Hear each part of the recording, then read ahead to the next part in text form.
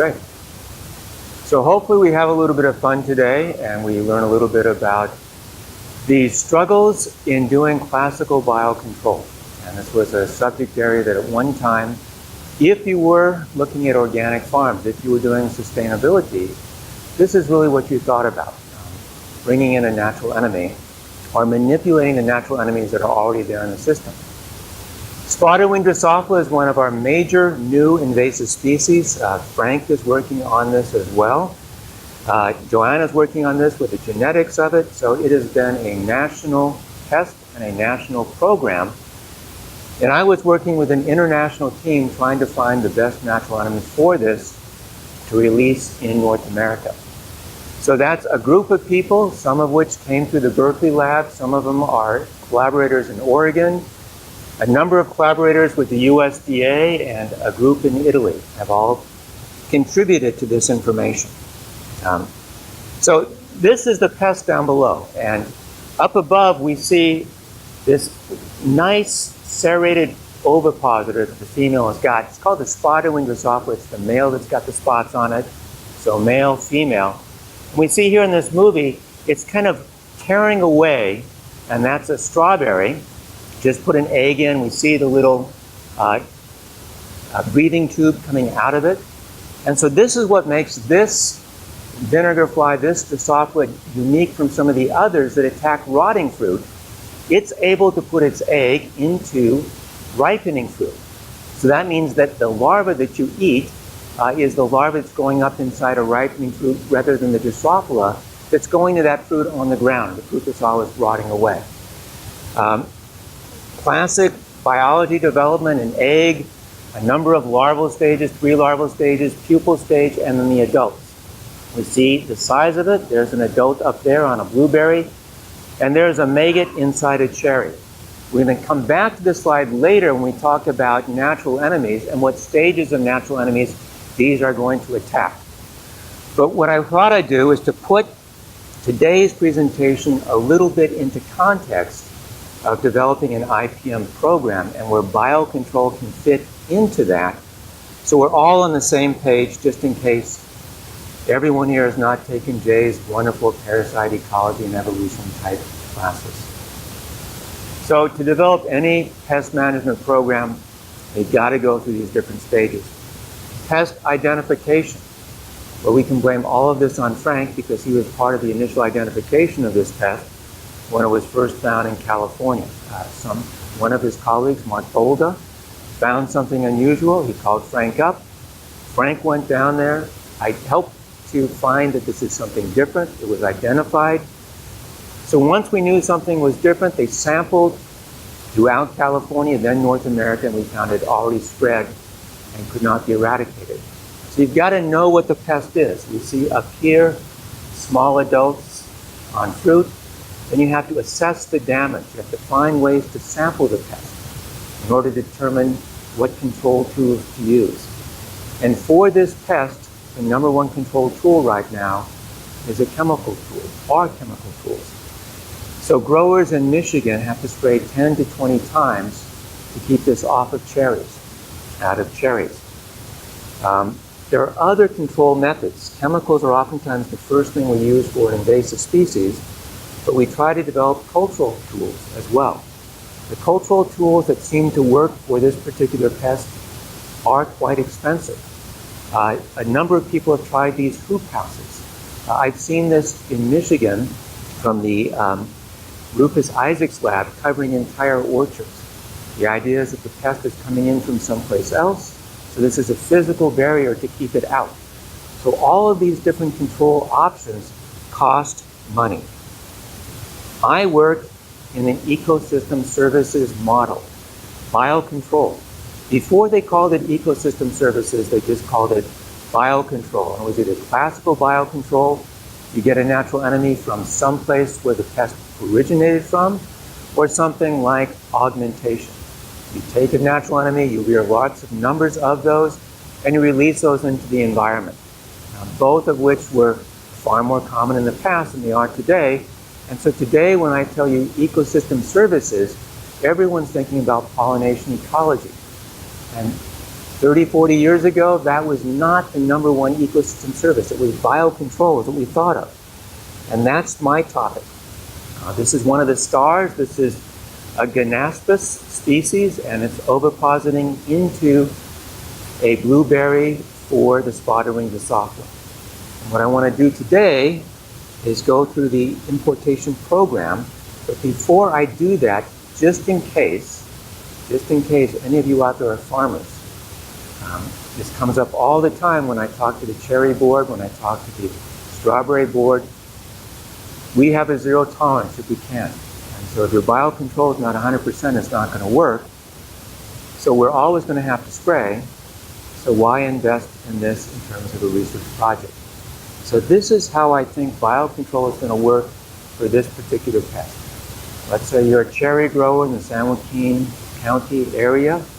You're surrounded by all kinds of other crops, including other cherries, including riparian zones, including peaches that are harvested, and the peaches that are unharvested fall to the ground after harvest time. And that's a great host for spotted wing. Numbers build up.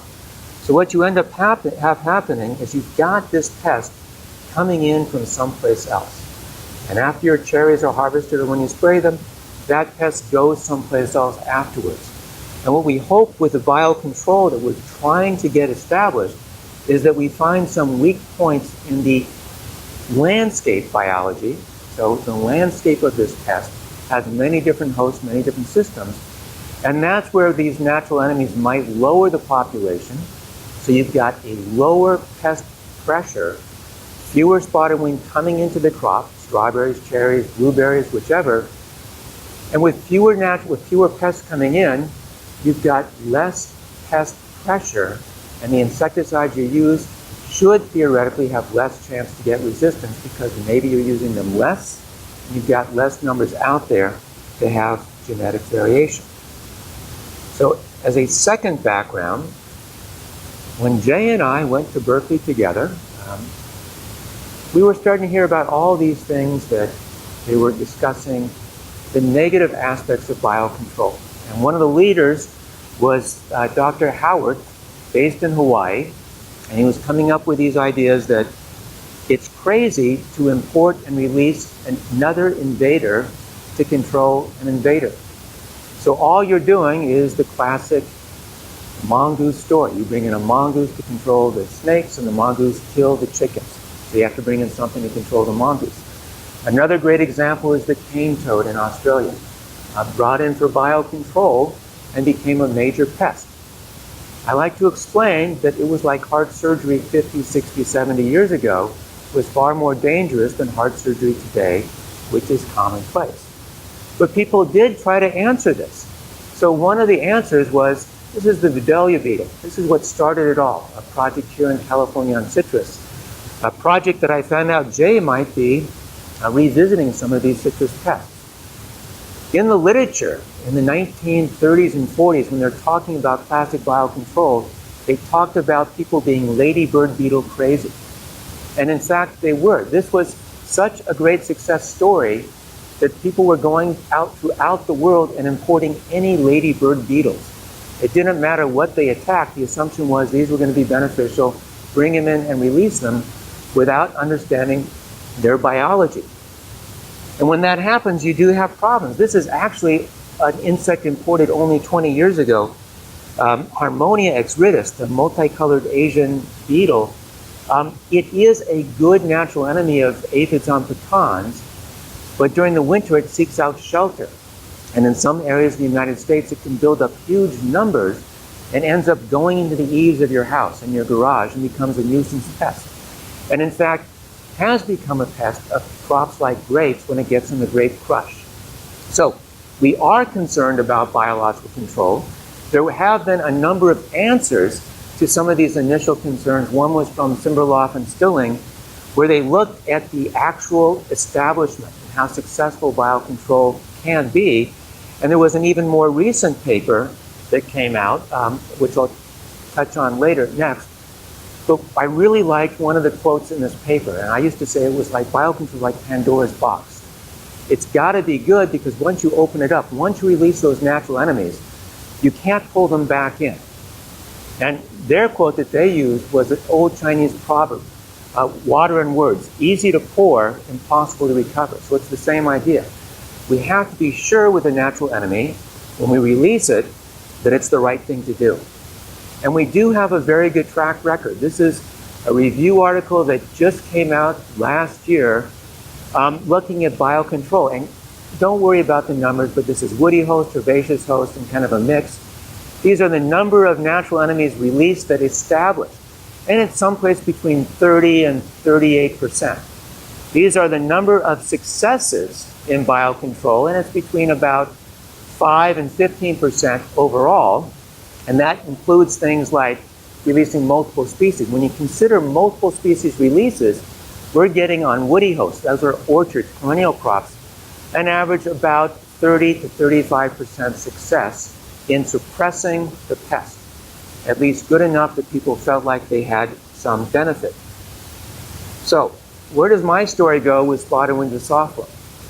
Well, since that period of time with Howard, there have been changes in how the USDA manages the importation and release of a natural enemy. So when I go and collect a natural enemy, I have to have a permit that says the plane number, the flight number, the date, the time I come back.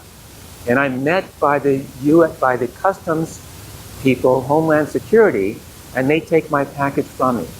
After that, it goes to quarantine. We have to do a number of studies to prove that the natural enemy we want to release in the environment, the quarantine's not in the United States, it's in quarantine, even though it's on the Berkeley campus. And then it goes through a review internally with USDA APHIS, and then finally is submitted to a North American Plant Protection Organization, or NAPO. Canada, US, Mexico. So sometimes this becomes political. If we have a pest that Mexico doesn't have, they may not want us to have a natural enemy that controls that pest. So they might say, no, we don't want to see this thing be released. Hopefully it's usually not political, it's just based on science. So now I'm going to get into my talk with that as a background, so we're now fully up to date, and you know I've got this little chip on my shoulder about the process these days. So, can we lower spotted-winged Drosophila with biocontrols? First thing we have to do is find out how much biocontrol is already present. If we've got good natural enemies that can be manipulated through cover cropping, augmentation, changing mechanical barriers, then there's no reason to bring in a natural enemy. What about foreign exploration and quarantine?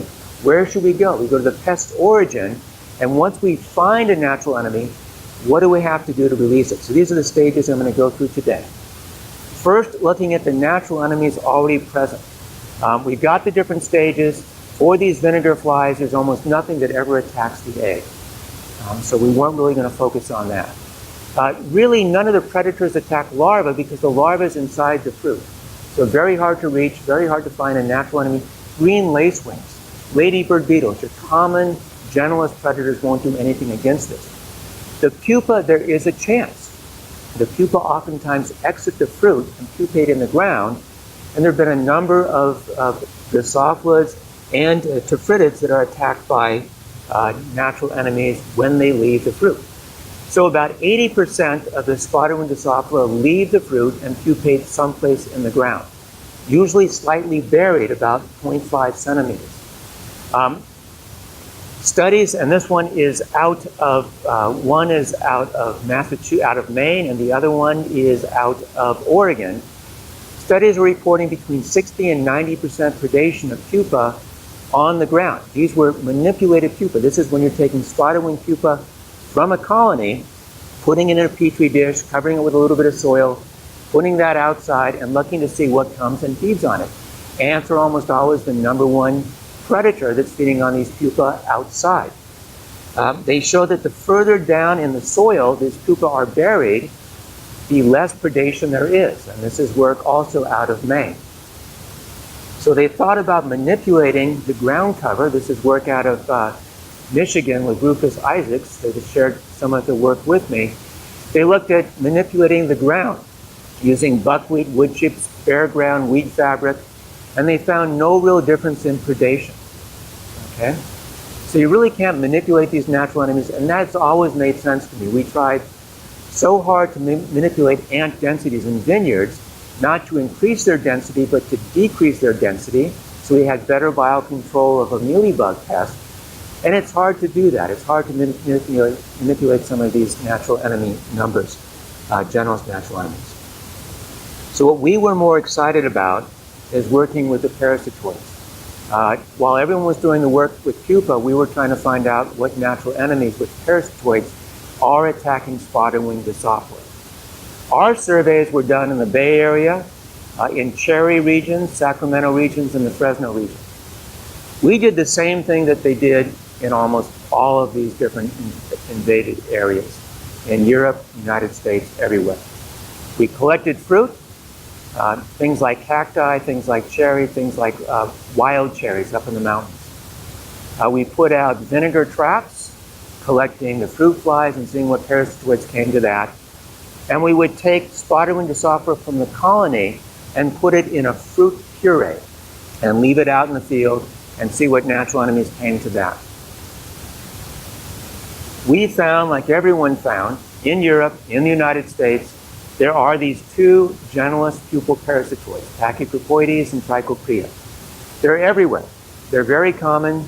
Let's say on a good farm, 10% parasitism.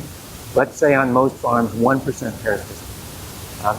But they're around everywhere. And we find also in our traps these larval parasitoids, Leptopolina, 2 species, and 1 Asobara. So 2 Phygitids and 1 Briconid. You can tell the difference very easily. They've got these great big abdomens at the end, the 2 Phygitids. A little bit harder to tell the Briconid apart, but it's usually got the long antenna and the long ovipositor. The issue we had with so many of these studies, and I'll show you some of them, is that these are not attacking spotted wing Drosophila. You're getting these out of your collections because you put out any kind of fruit puree, and Melanogaster or Simulans or one of these other vinegar flies puts their eggs into it, and then all these generalist larval parasitoids come and attack those other species. So people were reporting we're getting these larval parasitoids when in fact they were getting larval parasitoids attacking another vinegar fly in the system. When we take any of these back to our colony, we don't get parasitism. We did try recently in the Watsonville area, and we got this Leptopolina heterotoma. We think it is attacking spotted wing on a very low percentage. We're going to try to take that and rear numbers out, but that would be the first report in the U.S. If confirmed. This is one of our better sites with parasitism. This shows the site where we are getting a tiny amount of that larval parasitoid, not confirmed yet. It's possible we got some Melanogaster in that. In this site, Trichoprea had about 12% parasitism. Pachycropoides had about 1% parasitism. So overall, we are reaching close to 12% parasitism. That's good. If you go to cherry orchards, you get 0% parasitism. You think, why? This is from a strawberry field. We have that fruit are harvested earlier, and there's a lot of sprays beforehand. So we've never really recovered any parasites from cherries before harvest time. You can have a riparian zone right next to the cherries. We recover spotted wing and parasites from that. It's almost always Pachycropoides and not Trichoprea. So we get the switch of the 2 pupal parasitoids. And working with colleagues around the U.S., everyone's seeing the same numbers. Here we've got a lot of Trichoprea and a little bit of Pachycropoides. We've got a huge amount of this larval parasitoid, but again, that's not attacking spotted wing Drosophila. These data are from Michigan. Again, the larval parasitoid attacking one of the other vinegar flies, and they're getting Pachycropoides, not Trichoprea. We also see this edge effect, just like we did in the riparian zone. This is distance from an edge here, where we've got spotted wing and probably some of other vinegar flies. More parasitism in the edge area than further away. Same kind of parasitoids, Pachycropoides, Leptopolina. So what's going on with the larval parasitoids that are not attacking spotted wing? This is a larval parasitoid ovipositor going into a spotted wing, going into a larva. I think it's spotted wing. But what happens is that spotted wing has evolved a defense mechanism. So this is the egg of a wasp, and it gets melanized. So the egg can't hatch, the larva can't feed. We see two spots right there. These are two parasitoid eggs that were put into a larva, made it all the way to the adult stage. It basically kills the parasitoid. It's possible that co-evolved parasites exist where that melanization does not occur. We also noticed a big difference in these two pupal parasitoids, the Trichoprea and the Pachycropoides. Remember I showed you that Brian on the coast got a lot of Trichoprea in the California strawberries, and I showed you data from Michigan and from Maine, and they got Pachycropoides. We did some work trying to figure out which one of these we could augment, mass produce, and release. Remember, we can manipulate the resident parasitoids, that's better. I just put Trichoprea in green. It outcompetes the Oregon Pachycropoides and the California Pachycropoides at all of these mild temperatures, from about 16 to about 28 degrees, 29 degrees Celsius. Once we get into the extreme temperatures, the Pachycropoides does better. So that explains what we're finding in the Central Valley, where it's very hot, or in Oregon more commonly, or in Michigan, or in Maine. So it's got a greater temperature range. At nice temperatures, Trichoprea does better. So we have tried augmenting this. We've got a crew here working in the Watsonville area in a hoop house. This is just data looking at cold tolerance, because we wanted to find out, is there a way to mass produce and then store the mass-produced natural enemies so we could build up their numbers and release them at the right time. And we found that we could store the pupa and pre-adults for about 3 months without losing any viability. We did do the release, and we didn't get much of an impact on spotted wing Drosophila densities. They've gone a little bit further than us in Europe. This is data from a colleague based in Italy, where they released at an endpoint, and they looked at the distance the parasitoid moved in the orchard, and it's really only going an effective distance of about 20 meters. And this was a fairly large release at that release point. So we're not getting a lot of movement of these parasites once we release them, and we're not getting a really bump up in the levels of parasitism.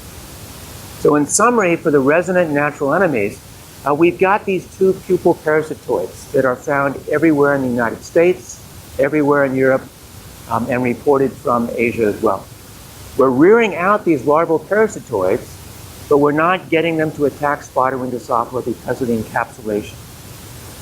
We don't believe any of these resident natural enemies, including the ants that are feeding on the pupa, give us enough control. There's not enough suppression, and that's why they're spraying 10 to 20 times in some of these crops. So that argued for us that we had to start a classical biocontrol program.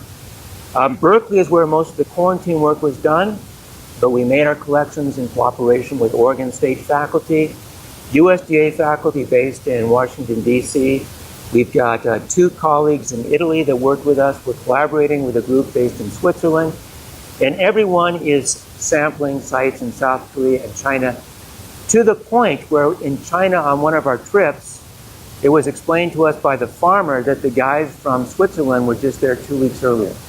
So a little more coordination would have been better in some of these things, but it was very intense. We were going back 3 times each year to include all the different groups at these locations. This is the region in China that we sampled, southern China, right near Kunming, Yunnan province. In Korea, we'd fly into Seoul and rent a car and just drive all the way down and fly out of Busan. So in South Korea, we're doing it from north to south. In China, we're basically sampling in the south, but we've also got colleagues sampling in Beijing area as well. This is what it looks like. We're almost always doing this work in collaboration with people in country. So we had a class in Korea help us collect one day in a blueberry orchard. This is my colleague that helped me quite a bit. Oregon State, and this is Massimo, who's from Italy, and some postdocs in my lab, and 2 Chinese collaborators. So this is a large effort going out there collecting these things. This is what the fruit looks like. We're collecting from wild hosts. This is a little raspberry of rubus species. That's Massimo. We're not collecting commercial fields. I'll talk about that in just a moment. We're going up onto the mountainsides where we're finding resident natural populations of spotted wing, collecting the fruit. This is a little wild western strawberry. You can see the size of it there. That's how big it is in someone's hand. This was unknown host for spotted wing Drosophila. This is also an unknown host for spotted wing Drosophila in these resident areas. This is Sambucus. We can see that the size of the plant. I'm about 5'9". Some of these grew up really tall. The reason this was important for me is that we're getting these parasitoids from plants that grow on the ground, not 3 inches above the ground, and we're getting these parasitoids that are higher than I can reach up. So these natural enemies are moving in all kinds of different ecosystems. I thought that was very good. This is what it typically looks like. It doesn't matter if it's raining or not raining. You've got to come back on that plane flight that's on that permit. So you've got a period to collect. You take them back to the hotel room or to the laboratory. And when that plane ride is ready, you've got to be on it because you're not going to get a second chance. In China, we had nice collaborators who were able to use the lab. That's an Italian collaborator, Emilio and Kim Homer, our USDA collaborator. In South Korea, we just used different hotel rooms. You basically tell the maids, please don't come in here because I'm flushing the fruit down the toilet. And the bathtub, you have to clean up at the very end because it's stained red with all the material you're trying to screen out. And on this particular trip, I found out what K-pop was all about because they had a TV. So I'm up to date now. This is what we collected. We ended up discovering 5 new species that we passed on to the taxonomists. We found a large number of parasitoids that were attacking spotted wing, but we're primarily interested in Asobara japonica, Ganaspis brasiliensis, and Leptopoema japonica. And of course, we get the pupal parasitoids that we've got everywhere else as well. So these are close-ups of the ones that we're interested in. 2 Phagitids, very similar looking to the Phagitids we've got here in North America, and a Braconid, very similar to the Braconid we've got here in North America. But they're coming out of spotted wing. There's no encapsulation. We haven't found much encapsulation at all for this one, Ganaspis. A small amount for Leptopoema and Asobara. This is what it looked like on our different collection dates. South Korea 2013, then 2014, 2016 in South Korea and China. What I want to point out is a lot of Asobara in the very beginning, a lot of these other generalist parasitoids in this first collection. Then we started to get more of the Ganaspis, then almost all Ganaspis towards the end. What happened? What was the difference? The difference was in 2013, we put out bananas. We go to the store, buy bananas, buy fruit, put them in cups, put them out there. So all of this really, they were going after anything that went into the banana. So a lot of melanogaster, a lot of simulants, a lot of other vinegar flies. In 2014, we started to do both putting out fruit and collecting wild fruit because now we know where spotted wing was going. We didn't know to go up into the mountains when we first started. Then we found out, oh, it's all up in the mountains. In 2016 and 2017, we exclusively collected from our natural host populations, and we moved from July and August to June and July to May and June. We're getting the first generation of spotted wing coming out.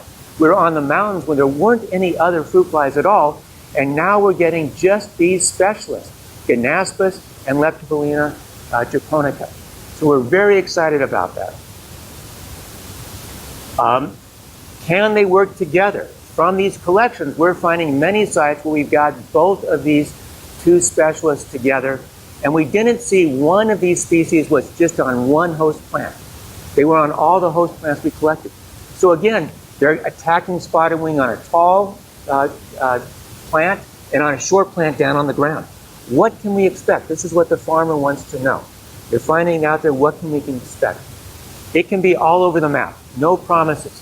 These are different sites in South Korea from 2014. We had 0% parasitism in some sites. We had up to 10, 19% parasitism in other sites. This is from a July collection where we're still getting a lot of Asobara. But we were because 2014 we're still putting out the fruit samples. Much more excited once we switched over to that early season collection to just spotted wing. This is from China in 2016. We got up to 73% parasitism. Of course, we've got some sites where we weren't getting very many parasites. We don't know why, but on average, we were getting about 30% parasitism. And if you plug that into some models, reducing spotted wing by 30%, you come up with a significant reduction in numbers. So everything then goes to quarantine. That's our quarantine in Berkeley. These are the species we're working with. That's Xingqing, John, and Ali. We look at the biology of these parasitoids. We want to compare them to the resident natural enemies already here.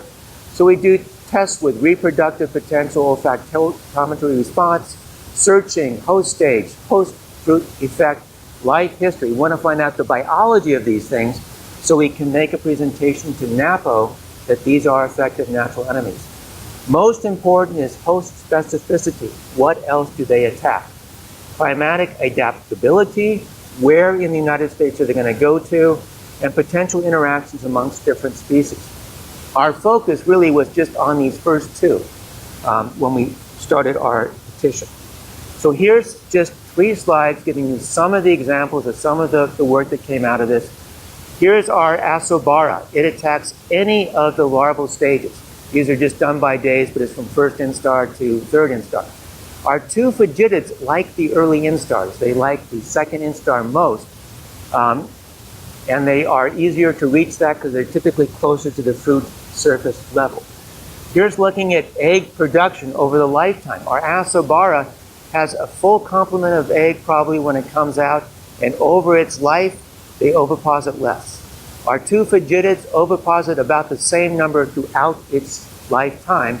It ends up both produce about the same, 117, 107 eggs per female, or offspring per female, I should say. We also wanted to look at their functional response. If there's more hosts, do they increase parasitism levels? Both the Asobara, the Bruconid, and the Fagitid did that. That's important for biocontrol. You've got more spotted wing out there, and they respond by laying more offspring. And size also mattered in this particular situation.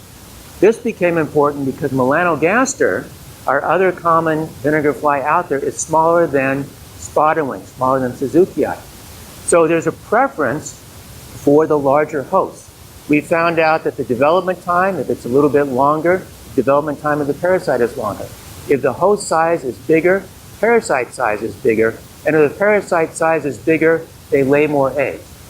And so there's a preference for Suzuki'i even when you present it with melanogaster because it's a bigger host, and that is what they want. And finally, for us, the most important thing was this host specificity test. I've seen USDA petitions pass when they study only 4 or 5 insects. We were very cautious on this. We looked at 24 different Drosophilid species and some closely related species. This is a phylogeny tree based on work by O'Grady. We can see our 24 species, 2 subfamilies. These are all breeding on different things, mushrooms, wood, flowers, or cactus, besides our classic strawberries, cherries, blueberries. Our target is Suzuki'i, and here's the data. Asobara, the Bruconid, is a generalist. We've got our different flies here. If you see a bar going out, that just means you're getting offspring from it. So this is attacking almost everything, and it's probably not going to ever get out of quarantine. Remember, if I go back up, we're doing these studies in these little Drosophilid vials. They've got no place else to go. They either attack it or they die. So when we look at Leptopolyma, the biggest response is for these closely related Drosophila species that include Suzuki'i. When we look at Ganaspis, it really is all these closely related species. It had this one outlier over here, but it produced mostly males on that. So we were very excited about that. We considered Ganaspis a specialist, Leptopolyma almost a specialist, and Asobara we were not going to ask for permit to get it out of quarantine. So Where are we now? We submitted the petition in July after 2 years worth of quarantine work. It took 6 months to get an answer back. We had 8 reviewers, all anonymous. 5 reviewers said, release it from quarantine, everything's good. 2 reviewers were on the fence. They said, boy, some more work could be done. Maybe it's okay. 1 reviewer was adamant. No, they should not be released. These things are generalists. One of the first things you need to do is to have a better understanding of the parasitoid taxonomy and the biotypes. And we knew, because we were working with fidgeted experts, we knew that we had Ganaspis brasiliensis and we knew we had Leptopoema japonica. The difficulty is that you can do molecular work and you can separate these things out. And someone had done that work with Ganaspis brasiliensis. And unfortunately, there was an article published that said G1 was a specialist and G3 does not attack spotted wing Drosophilus. And when we did our molecular work, we knew that in that same patch of strawberries or raspberries, we had both G3 and G1 coming out of it. And it all came out of spotted wing. And we only have spotted wing in the quarantine, and we're rearing all of these things on spotted wing. So we know it attacks spotted wing. And one of the things we think might be happening is there's this other Drosophila, Drosophila subcuculera. I don't know how to pronounce it, but it's a subspecies. It's closely related. It's got that serrated ovipositor as well. And we're finding it in the same patches as we're finding the spotted wing. So they're coexisting. And I think it's possible that some of this genetic variation is because they're on 2 different hosts. But that reviewer had read that article, and it didn't matter. They wanted us to separate this further out. They were requesting that we do microsatellite analysis and SNPs, and this is costing a lot more money and a lot more time. They were also concerned because they felt that there are other lineages that we might have that are generalists, that attack things other than spotted wing. So when we were in quarantine, we screened it by only having lineages that attack spotted wing. That's all we kept. And finally, we're going through our lineages and we're sending them back to our group in Washington, and we're having them retest them all the time to make sure we know what we've got. Another comment was that we had to test endangered Hawaiian Drosophilus. This should never have been accepted as a comment, although the USDA person in charge decided it was acceptable. This is NAPO, the North American Plant Protection Organization. Hawaii is not part of North America.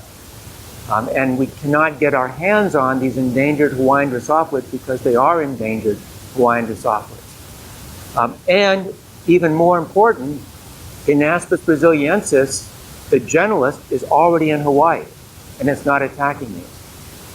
So we feel like we've got this point covered. But to back ourselves up even further, remember these vinegar flies are coming from different hosts like mushrooms and strawberries.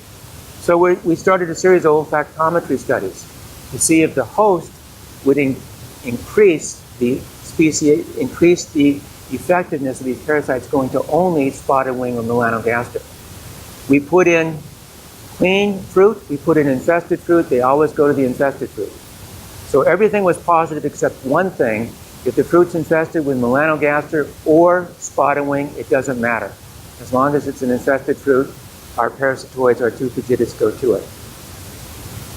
We had to complete climate matching. We had not done that. We were going to do that when we got things out of quarantine because it's a small quarantine. We don't have temperature cabinets in there. So we had to go out and spend $30,000 on small temperature cabinets to put in quarantine to do the climate matching work. And we also needed to understand the parasitoid interactions so we don't impact the pupal parasitoids that are already here.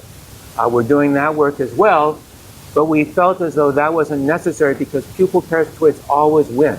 These are larval pupal parasitoids. The pupal parasites, the Pachycocoides, would always outcompete what we're releasing. So this is our specialist area. That's where we're finding that, the Ganaspis brasiliensis. We're finding the generalists all throughout the tropical region. We take that information on where they're currently found, the specialist, we put it through climate matching, and we can see the range where it might occur right now. So it's not quite as large as the range of spotted wing. So in summary, this is the species we want to get out, most likely candidate for release. Leptopalema is a secondary species that we're going to try to work on. Trying to explain this to the farmers, we don't think that we've gone too slow. We think we've gone incredibly fast on that. This work, it's first found in 2008. We started looking for natural enemies in 2011. By 2013, we got material into quarantine, but we only had something like 14 specimens. So all we were trying to do is to get the colony started. We only were able to get Asobara started. By 2017, we submitted our petition. It was rejected. We plan to resubmit in July 2018. So in summary, there's not really any effective spotted wing biocontrol agents in the US and Europe.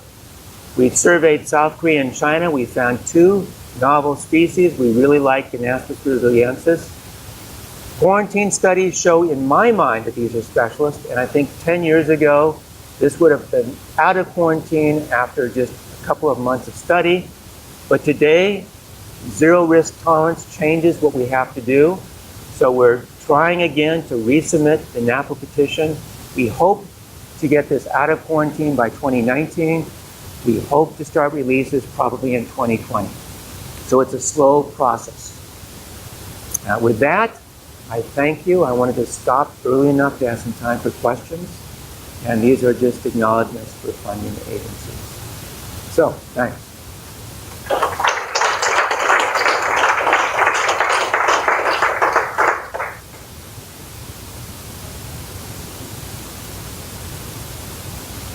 Frank.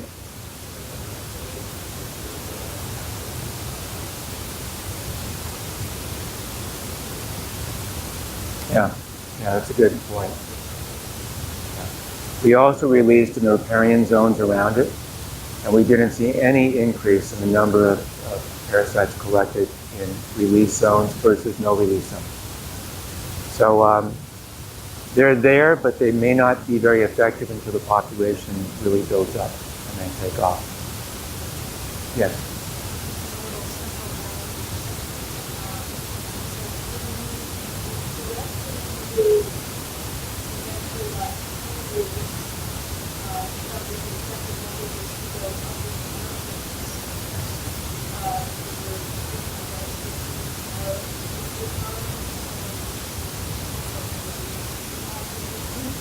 So it's a good question. Not in Kunming, because in Kunming it was so hot to begin with that it didn't matter that much.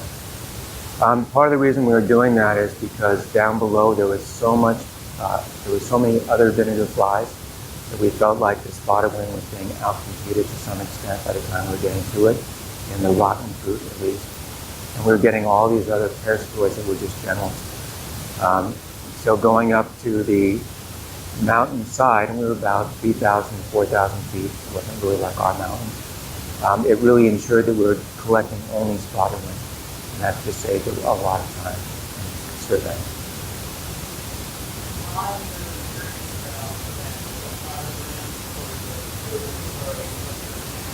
Yes.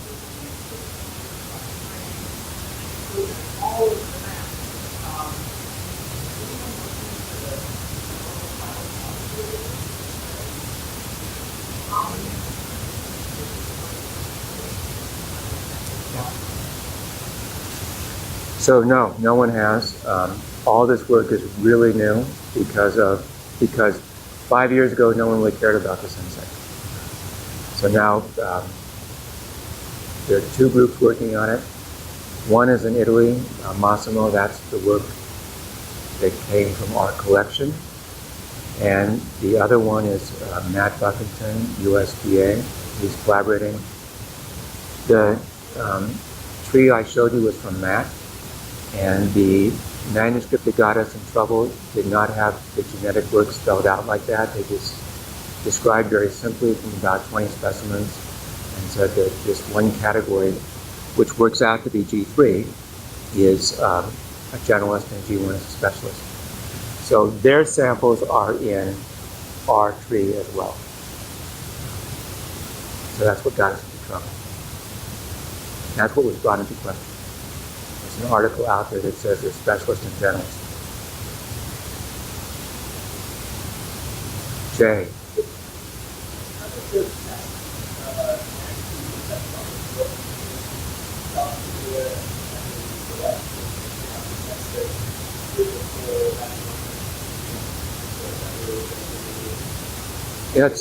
That's the question we always get from the cherry board and strawberry board.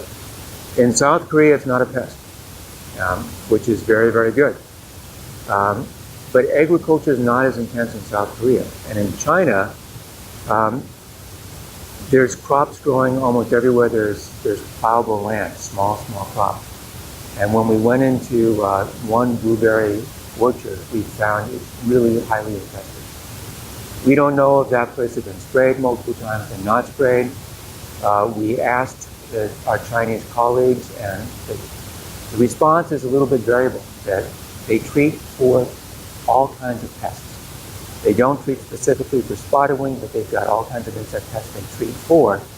So they don't know in the commercial fields if spotted wing is a pest because they're spraying all the time for pests. I can tell you that in China and Kunming, it was really hard to find those natural sites without spotted wing. So we found the little mountain strawberries, we found spotted wing. We found the scambucus, we found spotted wing. So it was never in low density. I reared out about 25,000 spotted wing. Right?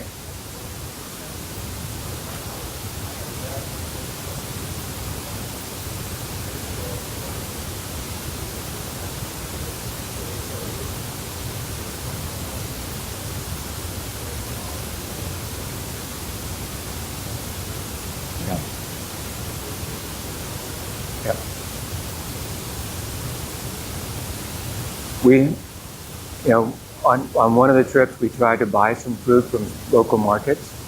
And what we found there was that when you buy the fruit in the local, sometimes the fruit would be sitting out and there'd be fruit flies hovering around it.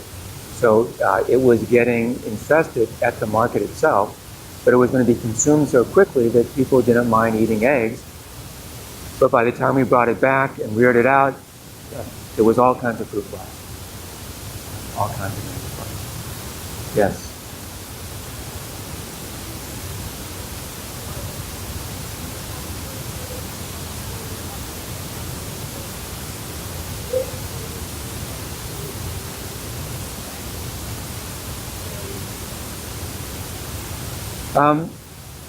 Yeah, good question. So are we supposed to make some kind of a judgment call on the impact? What we did is we put those graphs in a percent parasitism, and then we added a vague model by this guy, Von Walton, that showed a percent parasitism in the beginning of the season would lower the population by X amount at the very end. But I never want to, Frank's heard me say this before, I never promise biocontrol is going to work. We don't know if it's going to work. We don't know if these things are ever going to even establish once we release them. I'm guessing it will, but it's, it's still a gamble. So that's why no risk has become more important than no pest. You don't want to release anything that's going to cause harm. I don't think this is ever going to cause harm. My opinion. Good. 1 and then 1, and then it's 5.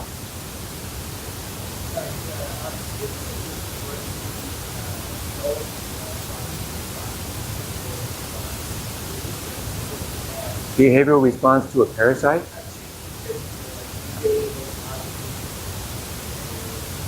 No, what happens, we've done this work with fruit flies, not vinegar flies. The biggest impact probably is on the fruit itself, because some fruit are larger and the larva will bore further into it. And if they're a centimeter down and the ovipositor is less than a centimeter, it's not going to reach it. So the scambucus with tiny, tiny little fruit, we got great percent parasitism in that. And the larger the little rubus were. The lower percent pairs when we got into those things because they're going deeper inside the fruit themselves. But I don't think the adult would care.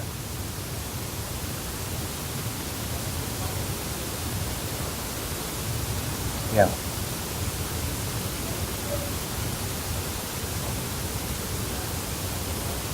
Yeah, the group in Maine looked at the spiders as the ground-dwelling, one of the ground-dwelling natural enemies. But I don't know what kind of impact they would have. They're very, very hard to manipulate their numbers. Oh, you mean for the adults? Yeah, no, I don't know. That I don't know. I'm sure someone's going to do an antigen antibody study and spider gut analysis one day. Yes.